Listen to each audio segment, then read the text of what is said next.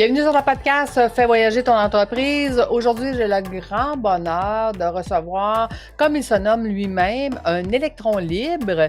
Donc, Éric Simoneau, bonjour, comment vas-tu? Ça va très bien, toi? Oh, moi, ça va super bien. Donc, Éric, raconte-nous, qui es-tu, que fais-tu? Moi, je suis un professionnel après ma barre des ressources humaines et de la rémunération. J'ai travaillé 20 ans en rémunération, tant en entreprise qu'en consultation. Puis une belle journée, j'ai décidé de tout lâcher ça là, comme on dit en bon français, pour lancer une initiative qui est pas mal, je pense, unique, qui s'appelle Une job pour un don à l'organisme de votre choix. Donc, en 2 mots, ce que je fais, c'est que je sollicite des projets ou des emplois que je trouve vraiment le fun, sans trop considérer ma propre rémunération, parce que j'ai justement décidé d'en faire don, en grande majorité, à des organismes de bienfaisance. Wow! Puis là, les gens vont se poser la question en partant, ouais, mais de quoi il vit? Il vit pas de l'air du temps s'il donne son salaire? Ouais, la grande majorité. Donc, comme mon grand-père dirait, je vis de mon vieux gagné. C'est OK. certain que se lancer dans une aventure comme celle-là, ça prend un certain coussin financier. Il ne faut pas vivre d'un chèque de paye à l'autre.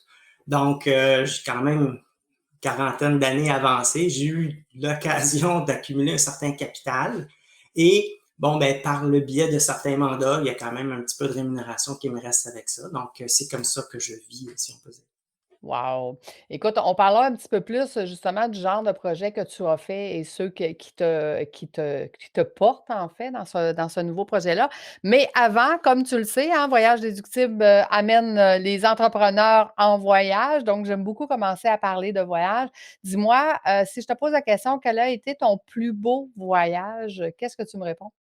Je vais dire un des plus beaux parce que j'en ai fait plusieurs. Il y a eu un gros dilemme, tiraillement. J'ai choisi la Pologne, peut-être pour me démarquer. Est-ce que c'était le plus beau, le plus fantastique? Il était dans le haut de la liste, donc j'ai choisi la Pologne.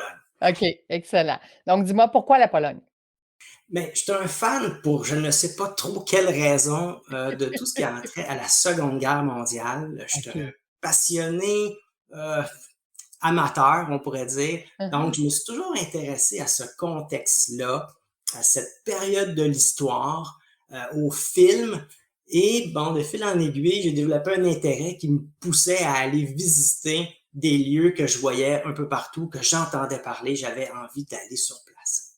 OK, mais là, quand on parle de la Pologne, on parle de quoi exactement dans l'histoire?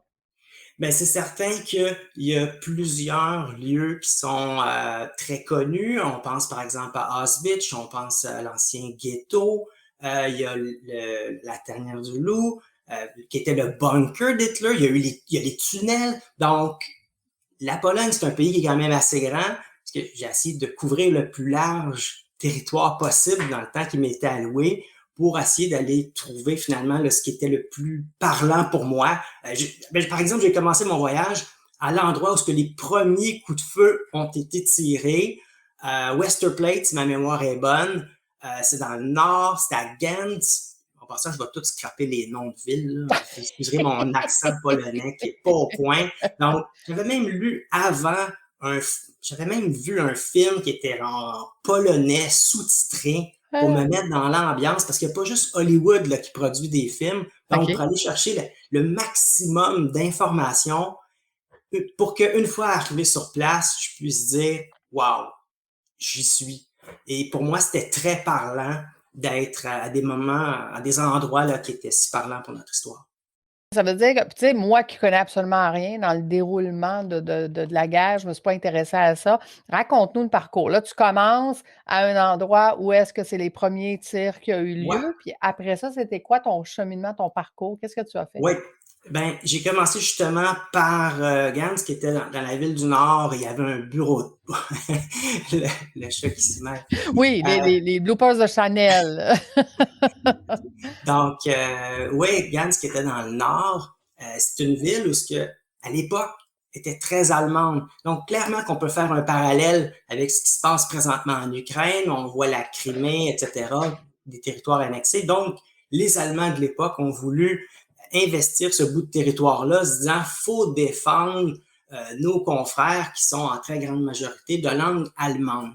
Donc, c'est là que les hostilités ont commencé. À l'époque, Gand, c'est une ville-cité autonome, ne fait pas partie de la Pologne, et l'attaque a lieu à cet endroit-là. Donc, j'ai commencé avec cette ville-là, et ensuite, j'ai fait toute une raide d'auto. Ça, c'est pas mon genre, mais j'ai fait toute une raide d'auto. Excuse-moi. Là, Chanel a décidé qu'elle mangeait mon micro, elle mangeait mes crayons. C'est des bloopers de Chanel, c'est commun. Si vous voulez le voir sur mon Patreon, vous allez voir que mon chat, aujourd'hui, a décidé qu'elle... Excuse-moi, Eric. Pas de problème. J'essaie de la retenir pour t'écouter pleinement. Bon, elle va aller se coucher, elle va être correct. Continue. Ben, mon voyage a été fait c'était en 2017. Et à ce moment-là, j'étais peut-être mal équipé au niveau de mon GPS. Donc, je sais qu'il fallait que je m'en aille direction Est. Okay. Le bunker d'Hitler est en pleine forêt. Ça s'appelle la tanière du loup, là, si ma mémoire est bonne. Bon, c'est des bunkers, des bunkers, des bunkers. C'est très, très... c'est un vaste complexe. Hitler a passé, si ma mémoire est bonne, 800 jours là.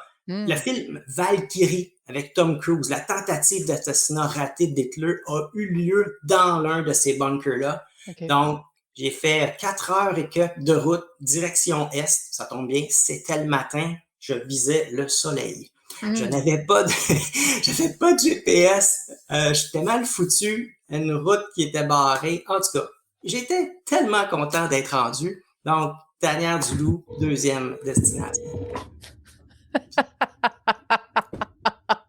Chanel a parti le téléphone, excuse-moi. Bon.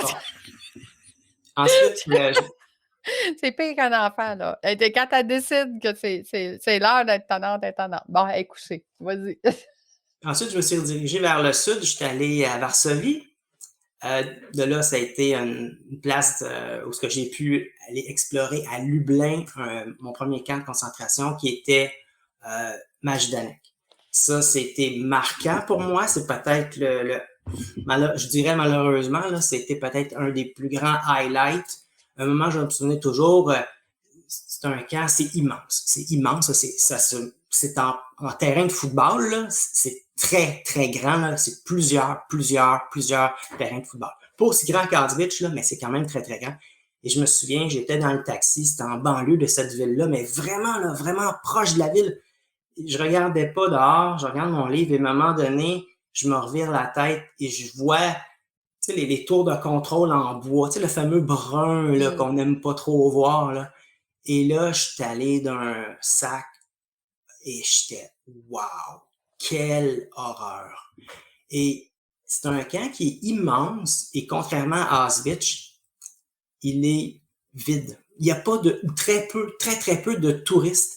Ce qui fait c'est bizarre à dire, qu'on s'imprègne vraiment de l'ambiance morbide des lieux. Ça, c'était une visite qui était marquante pour moi. J'avais déjà visité un autre site du genre là, qui était à Terezin, en République tchèque, mais de l'ampleur de Majdanek, c'était mon premier et c'était un bon prélude à ce qui était pour une de mes prochaines visites, qui était prête à Auschwitz. Donc, j'ai visité ce camp-là. J'ai visité, bien sûr, plusieurs musées à Varsovie aussi, toujours en lien avec la Deuxième Guerre mondiale, mais j'étais tellement renseigné que je pense que j'étais parfois dans des lieux ou à des endroits précis qui avaient marqué l'histoire de la ville ou du pays que les communs des mortels qui habitent la ville n'étaient pas au courant. Ah oui, OK. Parce que quand on lit beaucoup sur le sujet, on sait qu'il s'est passé telle chose sur tel coin de rue, qu'il y avait eu tel assassinat, et je pouvais aller voir sur les murs et voir les traces de balles. Oh. J'étais wow! Puis je me dis, il y a tellement de gens qui passent là à chaque jour, parce qu'on est en pleine ville, je suis pas certain que les gens le savent. Il n'y a pas toujours des plaques commémoratives, là. C'est pas tout le temps des lieux qui sont très flamboyants, mais qui sont très, très chargés d'histoire. Qu'est-ce que tu dirais, Éric, de vivre un parcours comme ça dans un passé qui est douloureux quand même, là, tu sais? Qu'est-ce que ça l'a changé en toi? Ben, je te dirais qu'il y a beaucoup d'humanisme derrière cette grande tragédie-là.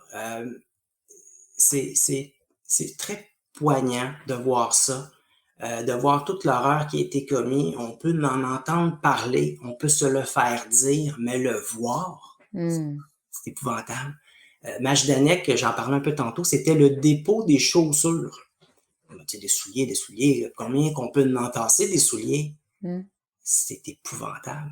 C'est des allées remplies de souliers, mais c'est des milliers, mais des milliers de souliers. Et c'est là qu'on réalise l'ampleur de la tragédie. Puis c'est dans ces moments-là qu'on réalise toute l'ampleur de la catastrophe qui a eu lieu. Ouais, parce qu'en fait, c'est tout ce qui reste, hein.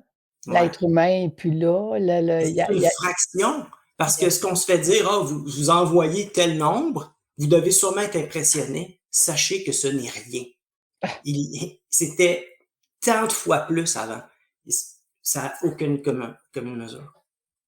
Dis-moi, Éric, tu sais, ça m'amène à dire, tu sais, tu as vécu ça, tu l'as ressenti, tu as eu conscience de ça. Quand tu regardes la guerre aujourd'hui, que ce soit la guerre en Ukraine, puis en passant, il y a une centaine de guerres en ce moment sur la planète, là. On entend beaucoup parler de l'Ukraine ici, mais je veux dire, il y en a plein d'autres, là, qui existent. Comment tu vis ça, toi? Moi, dès le début des hostilités, j'ai vécu beaucoup d'anxiété. Je me souviens 48 heures avant le déclenchement de la guerre, euh, j'étais convaincu que les Russes étaient pour rentrer. Bon, c'est facile à dire parce que là, ils sont rentrés, là, Mmh. mais j'ai vécu beaucoup d'ancienneté et une grande frustration à n'avoir aucun contrôle sur la suite. Tu sais, on peut avoir, comme tout le monde, des idées de solutions, Ouais, des idées de stratégie, mais à la fin, on ne compte pour rien. C'est vraiment ce qui est malheureux dans tout ça, c'est que je n'avais aucune emprise sur la suite. Peu importe comment mes idées pouvaient être bonnes, je n'étais rien dans ouais. cette équation-là. Et c'est donc vraiment fâchant, frustrant, décevant de voir qu'il y a peut-être une catastrophe qui est en train de s'écrire sous nos yeux alors qu'on ne peut rien faire. Mmh. Et les parallèles étaient et sont très nombreux avec la Deuxième Guerre mondiale, ce qui fait en sorte que quand on a été conscientisé aux horreurs de la Deuxième Guerre mondiale, ben, on n'a pas envie de voir ce qui pourrait arriver Ouais. lors d'une Troisième Guerre mondiale. Avec ou sans armes nucléaires, la catastrophe peut être aussi grande. Ouais, ouais, tout à fait, là, parce que, tu sais, je veux dire déjà de détruire, une vie humaine, c'est déjà beaucoup, fait que quand il y en a des milliers, puis que on comme tu dis, on n'a aucun contrôle, c'est quelque chose, là. Mm.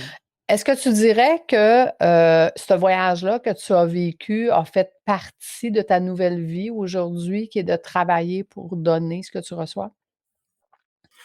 Ben écoute, je vais être honnête avec toi. A priori, je ne crois pas. J'ai jamais fait cette réflexion-là. Il faut dire aussi que j'ai voyagé dans près d'une trentaine de pays. J'ai bien aimé la Pologne. Il y a plein d'autres destinations qui m'ont également marqué à leur façon. Euh, je pourrais pas dire qu'il y a un lien là, de cause à effet entre ce voyage-là et ma démarche. Il y a d'autres événements qui me sont beaucoup plus proches, qui sont beaucoup plus personnels. Quand on dit la fameuse claque d'en face, je Mmh. l'ai eu plus dans mon entourage qu'avec, par exemple, ce voyage-là. C'est plus ces événements de vie personnelle-là qui m'ont incité à passer à l'action. OK, parfait. Dis-moi, dans tes autres voyages, justement, que tu as vécu, lequel te vient à l'esprit rapidement? Le Japon. J'ai OK. adoré le Japon. Les gens, le dépaysement. C'était aussi mon premier voyage en Asie à cette époque-là. Euh, je n'ai que des bons mots sur les Japonais. Hey, Et le écoute, ça, Japon, c'est mon rêve d'aller au Japon, là, fait que ah, c'est sûr que c'est dans ma bucket list. Tokyo, Kyoto, il faut aller là, c'est extraordinaire. J'aimerais bien même y retourner, sachant ce qu'il y a à voir, sachant on peut se sentir sécure, que c'est salubre, les transports sont faciles, c'est efficace. C'est vraiment une très, très belle destination de choix. Wow. Revenons au genre de vie que tu vis maintenant, Éric, là, travailler pour faire un don de ton revenu. Hem, Quels sont les critères pour toi de choisir, l'emploi pour lequel tu vas travailler? Parce que dans le fond, il doit y avoir bien des gens qui sont heureux de t'engager et de dire: «Hey, ça me coûte pas grand-chose, là». Donc, Ouais, on est heureux? moi, je vais mettre une nuance là-dessus. Ben, premièrement, pour répondre à ta première question, c'est avoir du fun. Ça peut pas être plus simple que ça, mais en même Mmh. temps, c'est quoi avoir du fun? Toi, Mmh. avoir du fun, c'est peut-être pas la même chose que moi ou que mon beau-frère. Tu sais, on est tous attirés, puis tant mieux, par des choses différentes. Ouais. Je suis attiré par les communications, donc oui, ça peut être un terrain de jeu qui est intéressant, mais faire de la traduction, c'est de la communication, puis pour moi, ben, je trouve pas ça intéressant. Donc, j'ai eu certaines offres que j'ai déclinées, que les gens pouvaient peut-être penser que c'était intéressant. En toute honnêteté, je pense que dans certains cas, ils avaient même douté que c'était pas le fun. Bon, que j'ai refusé parce que mon objectif, c'est de m'amuser. OK. Euh, j'ai eu une belle carrière qui était peut-être pas aussi tripante qu'elle aurait pu l'être. Et à un moment donné, on se dit, OK, là, j'ai juste une vie à vivre. Si je le fais pas maintenant, je ne le ferai jamais. Et c'est là qu'on se dit, ben écoute, moi j'ai toute une bucket list de rêves. J'ai envie d'essayer plein de trucs, mais peut-être pas m'engager dans le long terme. Et dans une optique où ce que l'argent ne devrait pas prendre le dessus sur le reste, ben je vais démontrer ma bonne foi dans cet exercice-là et je vais m'engager donc d'en verser la grande majorité à un organisme de bienfaisance. Ayant travaillé en rémunération, je sais à quel point l'équité interne et l'équité externe est important. Donc, je ne veux pas accepter des mandats qu'on pourrait dire là, où ce que je vais être le cheap labor de service, OK. juste casser le marché. Mais donc, c'est ça, c'est que je vais faire confiance à la bonne foi des gens, accepter des mandats qui vont être rémunérés à ma juste valeur, mais que je vais en redistribuer la grande majorité à des organismes. Et qu'est-ce que tu as vécu justement de tripant depuis que tu fais ça? Ben écoute, j'ai fait plusieurs choses qui étaient vraiment le fun avec Speaker Studio, par exemple, pour pas le nommer, Frédéric Rioux, réalisateur, producteur. Ces jours-ci, je travaille sur le show Derrière le volant, une émission qui passe à RDS. J'ai fait un petit bout avec devant la caméra, mais généralement je suis derrière là, avec Gilbert Delorme. Et là, cette semaine, je pense pas que je vais être coupé au montage parce que c'était dans l'introduction. Ça va être avec le comédien Jeff Boudreau. Donc, c'est toujours le fun de prendre part à des processus de création. Je l'ai fait pour une entreprise notamment, où on avait filmé, je crois, 32 capsules de 30 secondes où ce que j'étais comédien et on devait passer un message dans le 30 secondes qui nous était imparti. Donc, là-dessus, j'ai beaucoup travaillé derrière, mais j'ai travaillé devant la caméra, donc choisir les lieux de tournage, préparer le calendrier de justement de tournage avec les différents comédiens, parce que on veut pas faire venir la personne 5 fois parce qu'elle a 5 scènes. On va essayer de regrouper ça dans la même journée. Les scènes ne sont pas filmées dans le bon ordre. Il faut faire attention à comment que les gens étaient habillés. Travailler sur les scripts aussi, faire attention parce que c'était international. C'était pour être vu par plus d'1 million de personnes dans le monde. Donc, faire attention aux susceptibilités, que ce soit la religion. Tout faire les petits détails. Faire attention aux petits détails pour que les gens ne sachent pas que c'était filmé à Montréal. Pour que les gens de Singapour, de New York ou de peu importe, Hong Kong pense que ça a peut-être été filmé proche de chez eux, donc au niveau de la démographie, mais aussi au niveau du décor. Donc, tout réfléchir à ça, ça a été un très, très beau mandat. Ça, c'est les deux premiers qui me viennent à l'esprit. Puis on est loin de ce que tu faisais avant, là.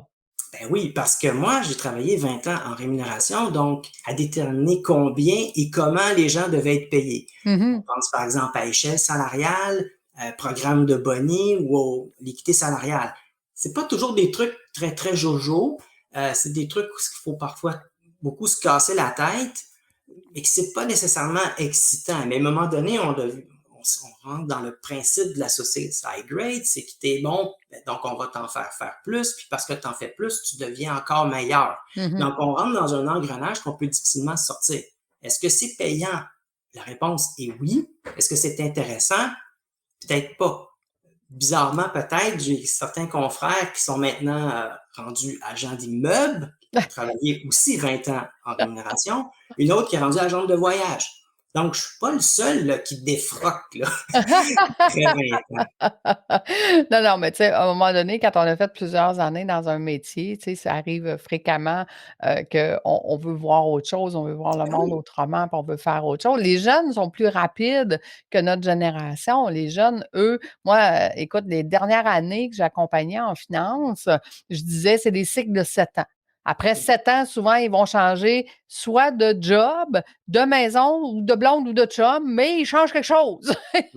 C'est comme, tu sais, les cycles étaient raccourcis. Nos grands-parents passaient leur vie dans le même emploi. Nous, mais on est plus Hey, on Tu sais, va explorer. Mmh. en rémunération, c'est déjà une spécialité des ressources humaines. Et je me souviens, à un moment donné, j'étais allé dans un congrès, puis il y a quelqu'un, il me dit: «Ah, tu as travaillé la moitié de ta carrière en entreprise, l'autre moitié en consultation, lequel que tu aimes le mieux?» Mais en toute franchise, c'était pas mal pour changer le mal de place, mais toujours dans ce domaine-là. Fait que j'y avais dit, ben moi, j'haïs les deux. Il était resté un peu bête, mais dans le fond, il y avait peut-être à ce moment-là un fond de vérité, même si je le tournais en blague. Ouais, Mais oui, mais on devient prisonnier d'un domaine. ouais. Puis à un moment donné, c'est ce qui est arrivé, c'est que j'ai réalisé que la job la moins pire que je trouvais dans la région de Montréal, c'était celle que j'avais présentement. Mmh. Je travaillais 4 jours semaine, puis je me disais, mon Dieu Seigneur, s'il fallait que mon employeur, pour une raison X, m'oblige à choisir entre 3 puis 5, je vais choisir 3. J'avais déjà fait le choix de 4. Fait que là, je me disais, mon Dieu, ça va être quoi après 3? 2? Et puis, de se rendre à l'évidence que j'étais peut-être plus sur mon X. Ouais. Et compte tenu que le seul siège où ce que je me trouvais pas si inconfortable que ça, c'était celui sur lequel j'étais assis, ben, mon bonheur devait possiblement être ailleurs. Et de là la démarche que j'ai décidé d'entreprendre. Wow. Dis-moi, la journée qu'on apprend ça à notre conjointe là, que: «Hey, chérie, j'ai décidé que je lâchais ma job et que j'allais travailler pour faire un don de mon salaire», elle a pris ça comment elle, ta conjointe? Très bien. Mais il faut dire que c'est un très long processus. Il s'est passé environ 4 ans entre le moment où j'ai eu l'idée et le moment où j'ai lancé mon initiative. Bon, entre les deux, il y a eu quelque chose qui s'est appelé la pandémie. Là. Ça a retardé de 1 an ou à peu près. Mais c'est Absolument. quelque chose que j'ai mûri, que j'ai beaucoup, beaucoup, beaucoup réfléchi et travaillé pour développer le concept. Mine de rien, là, il y a eu beaucoup de réflexions et très peu de gens étaient au courant. Pendant longtemps, je pouvais compter sur les doigts d'une main, puis sur les deux Mmh. mains, le nombre de personnes qui étaient au courant. Ma conjointe m'a toujours supporté là-dedans. Tant mieux, parce que c'est pas quelque chose que j'aurais pu faire Mmh. sans son appui. Puis dis-moi, quand on re si on revient sur le voyage, premièrement, quel est le voyage de tes rêves que tu n'as pas fait encore, que tu aimerais faire? J'aimerais bien aller au Vietnam. Mmh. Euh, Pendant la pandémie, j'ai porté tous les livres de la bibliothèque sur le Vietnam. Puis là, mon gros dilemme, c'est que j'ai pas trouvé de région que j'ai pas envie d'aller voir. Ah bon! Et il va falloir que je parte longtemps. Alors qu'habituellement, tu sais, c'est facile. Tu prends un pays, puis il y a déjà, tu sais, surtout quand il est grand ou entre guillemets mal fait, là, Ouais, tu c'est te ça. dis, ah, ça tombe bien, je vais me concentrer sur telle région. Puis le Vietnam a une difficulté, c'est les déplacements au sol. Sont pas faciles, sont longs. Et là, c'est ça, c'est bien plate. Il y a pas bien de coins dans le Vietnam que j'ai pas envie d'aller voir. Donc, le prochain sur ma liste, Et possiblement. donc idéalement, ça serait combien de temps que tu pars là-bas? Euh, Quand j'étais en entreprise, je me préoccupais beaucoup du nombre de jours de vacances que j'étais pour prendre. Je n'ai plus cette contrainte-là. Mmh. Donc, peut-être que ça me donnerait une plus grande flexibilité, mais au-delà d'une douzaine de jours, là, ça serait pas mal le max. Faut dire qu'à l'époque, euh, pour moi, le voyage, c'est une façon de m'enfuir, de m'évader d'un quotidien que Ouais. j'avais envie de m'échapper. Donc, c'était des voyages de fou. En Pologne, par exemple, j'avais un itinéraire de 13 jours environ, mais j'avais de la misère à le faire moi-même. C'était des journées de malade. Je pense qu'il y avait peut-être plus de matériel pour 15, 16, 17 jours là-dedans, à un rythme plus normal. Je Mmh. pense que je me suis assagi. Faudrait voir. Je ne sais pas si, par exemple, je partais au Vietnam, si je m'en mettrais autant de pression à tout faire, parce que je suis un gars trop organisé. Là. Les voyages, c'est organisé au quart de tour, ce qui fait en sorte que je me ramassais avec des journées hyper chargées du matin au soir. Et c'était donc très, très épuisant. C'était pas des vacances, c'était un voyage. Ouais. Mais je veux dire, est-ce que tu envisages de faire des voyages de 2 mois, 3 mois, beaucoup plus longs pour Ben, prendre le temps de découvrir ou? pas pour l'instant. Ma Mmh. conjointe, elle travaille encore. C'est certain que dans quelques années, c'est quelque chose qu'on va envisager, OK. notamment, par exemple, le Portugal. On est déjà allé, mais c'est peut-être la Thaïlande, on n'est jamais allé. Peut-être une destination où on pourrait justement là, défendre nos valises puis s'installer un petit peu plus longtemps. Là, par exemple, prendre un logement et pas nécessairement faire du tourisme, là, go, go, go, mais Ouais. vraiment de prendre racine puis de prendre ça beaucoup plus mollo. Écoute, moi, j'ai un livre, que j'avais acheté quand j'étais jeune. C'est les 1001 choses à voir avant de mourir. Puis un de mes rêves, c'est d'être capable d'ouvrir n'importe quelle page puis de dire: «Ah, c'est là que je m'en vais». C'est Ouais, comme, tu sais, là, d'être capable de dire: «Ben, il y en a 1001, fait que j'aurai pas le temps de toutes les voir anyway, mais ouais, je suis capable d'en voir quelques-unes, ça va déjà être ça», tu sais? Fait que sauf que ça peut faire, c'est comme tu dis, tu sais, quand tu veux visiter le pays au complet, on a un problème. Moi, ça peut faire des avions aller-retour, ça va causer un problème aussi. Fait que je pense qu'on va ouais, y aller un petit peu plus structuré que juste le hasard. Ça va ouais. être un peu mieux, Puis pour comme profiter aussi destination. de l'endroit, puis du temps qu'on a, parce que ça coûte cher aussi, c'est la Mmh. planification. Moi, j'avais l'habitude de planifier mes voyages de 6 à 9 mois d'avance. Je travaillais les soirs là-dessus, mais encore une fois, c'était plus dans une optique de m'échapper d'un quotidien qui me Ouais, faisait c'est pas ça. triper. Donc, je passais énormément de temps, mais je suis quand même, par nature, il faut que je l'avoue, là, très organisé. Donc, je pourrais pas me permettre de faire avec à ce compte-là plusieurs voyages dans une année si ça me prend 6 mois à organiser chaque voyage. Ouais, c'est ça.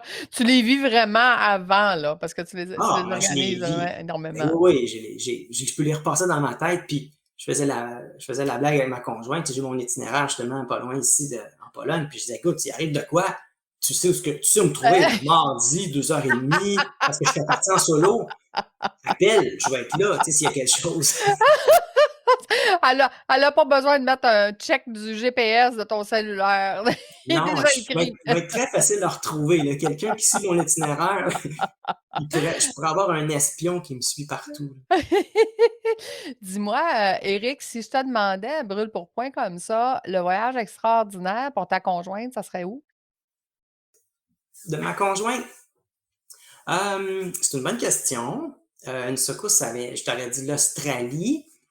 Euh, ouais, c'est une bonne question. Ben, il y a peut-être la Thaïlande, puis Singapour, Kuala Lumpur, là, c'est peut-être ces endroits-là. Là. Et y Ça, avez-vous déjà été ou ça serait nouveau pour elle? ben, on est déjà allé en Chine ensemble.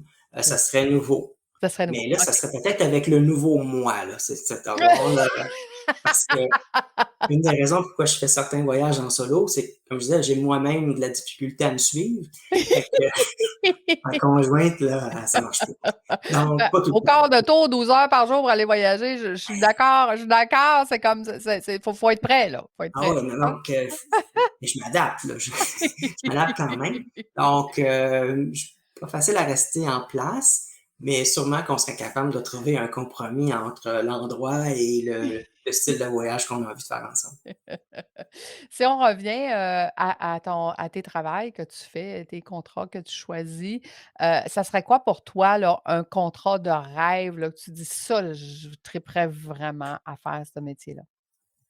Ben, l'exemple que j'aime bien donner, ça serait de travailler sur le bye-bye. Tiens, tu m'as dit de rêve, on va mettre la barre haute.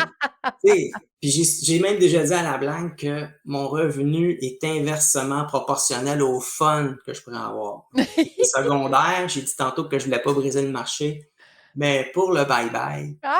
Ah! Ah! pas nécessairement devant la caméra, mais tout le processus de création que Ah tu oui. derrière le bye-bye, je serais vraiment preneur. Donc, Simon Olivier Fecteau écoute ceci, je suis preneur. On va le taguer. Bon, On va le taguer d'un coup qu'il te donnerait l'opportunité. Pourquoi pas, hein? c'est ça. Ouais, ils disent: «Demandez, vous recevrez». Ouais, Écoute, c'était simple que ça. ouais, c'est ça, c'était aussi simple. Mais, dis-moi, Éric, si, tu avais un conseil à donner aux gens qui nous écoutent, qu'est-ce que tu dirais? Ben, je dirais d'aller au bout de ses rêves. Tu sais, on n'a qu'une seule vie à vivre, puis il y a une quote qui dit justement, on se rend compte qu'on en a une seule le jour où on aimerait en avoir une deuxième. Moi, je l'ai tellement scrappé, là. On comprend le concept, on comprend le concept, c'est correct. Ouais, fait que c'est ça. Fait qu'à un moment donné, tu sais, il y a notre horloge qui sonne, puis qu'on se Ouais. dit, OK, là, si je fais pas le virage à ce moment-ci, je vais le faire quand? Mmh. Donc, c'est beau d'avoir des rêves, mais si on n'a pas vraiment de plan d'action, ça va rester que du vent. Si on veut le transformer en objectif, ça va nous prendre un plan. Ça peut être farfelu, euh, Mais il y a toujours des gens qui vont trouver ça farfelu. Les plus grands rêveurs du monde ont déjà eu des gens qui ont trouvé leurs idées farfelues. Mais Absolument. si on y croit vraiment, mais je pense qu'il faut aller de l'avant, faut aller au bout de cette idée-là pour voir si elle fonctionne ou pas. Puis au pire aller, là, ça fonctionnera pas, on sera pas mort, puis on dirait, ben, tu sais quoi, je vais m'enlever ça de l'esprit. Moi, Mmh. c'est ce que j'avais besoin d'essayer, c'est de voir est-ce que cette idée folle-là de une job pour un don, est-ce qu'elle a du potentiel et est-ce qu'elle fonctionne? J'avais besoin de la biffer de ma liste, de dire, c'est quelque chose que j'ai essayé. Je pouvais pas vivre avec l'idée d'avoir 70 ans puis me dire, j'aurais donc dû. Mmh. Ouais. C'était ça mon conseil, donc go, foncez.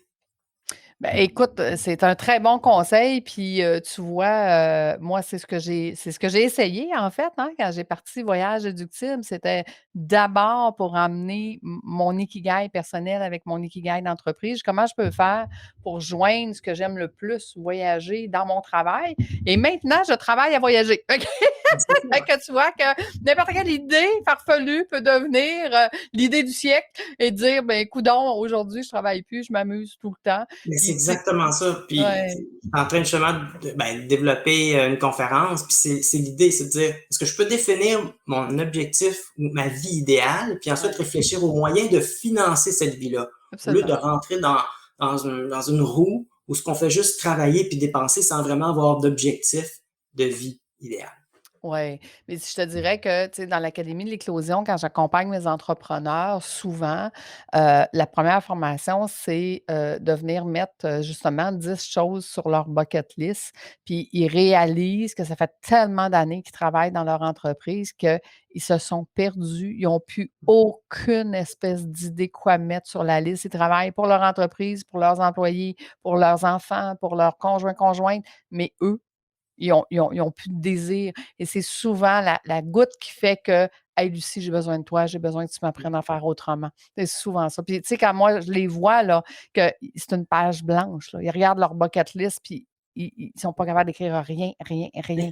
C'est Ce qui effrayant là. arrive, c'est que des fois, tu sais, plus jeune, on a eu un rêve, peut-être, Ouais, en espérant que c'est pas le rêve de nos enfants, de mmh, nos parents, pardon. Puis ouais, si on l'a réalisé, ce rêve-là. On a fait nos études, puis oui, on a commencé à travailler, mais on évolue, on exact, change. Puis c'est exact. bon de se reposer la question, c'est est-ce que ce que je suis en train de faire, travailler toujours plus fort pour avoir toujours une plus grosse job, plus gros salaire, plus grosse voiture, pour impressionner quelqu'un qui se fout de moi anyway, Oui, est-ce que c'est encore ça que je veux?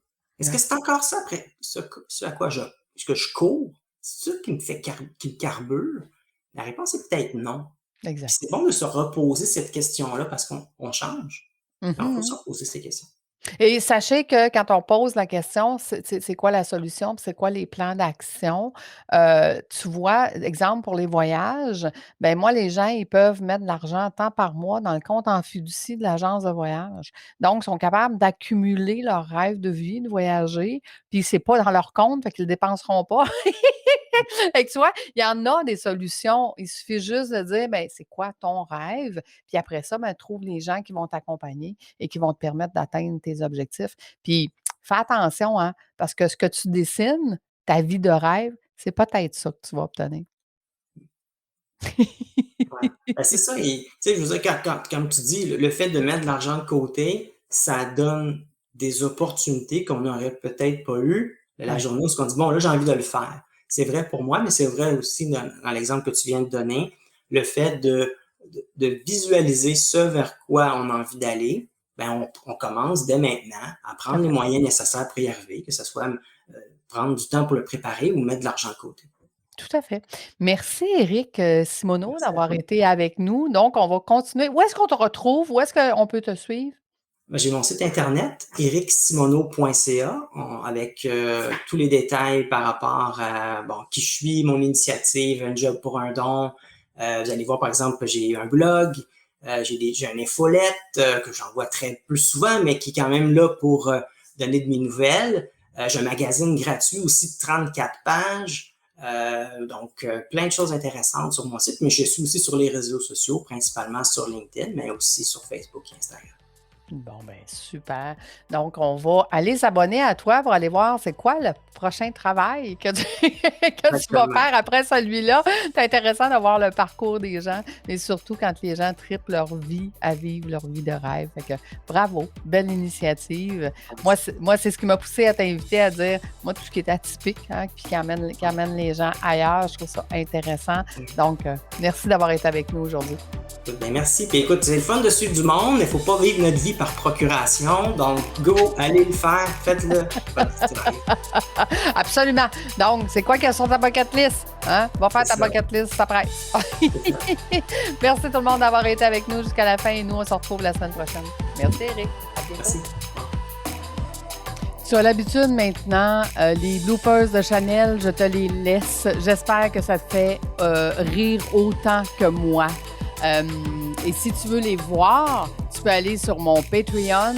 Tu vas retrouver la vidéo où est-ce qu'elle était vraiment tendance dans cette entrevue. Merci d'avoir été là. À la semaine prochaine. Bye.